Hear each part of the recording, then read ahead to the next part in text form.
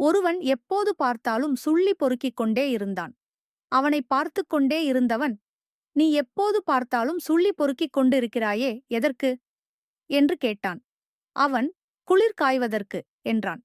கேட்டவனோ, "நீ குளிர் காய்வதை நான் பார்த்ததே இல்லை" என்றான். அவனோ, "சுள்ளி பொறுக்கவே நேரம் கிடைக்கவில்லை. இதிலே குளிர்காய எங்கே நேரம்?" என்றான். நாட்டில் பெரும்பாலும் பலர் இப்படித்தான் இருக்கிறார்கள். பணம் சம்பாதிப்பது வாழ்க்கையை சுகமாக அனுபவிக்கத்தான்.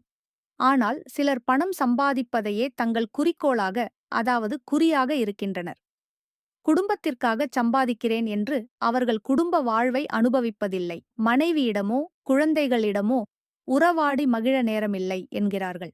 எவனொருவன் தூங்க வேண்டிய நேரத்தில் எந்தக் கவலையும் இல்லாமல் ஆனந்தமாக உறங்குகின்றானோ அவன்தான் உண்மையான பணக்காரன். அளவோடு உழைத்து வாழ்க்கையை ஆனந்தமா வாழ பழகிக் கொள்ளுங்கள்.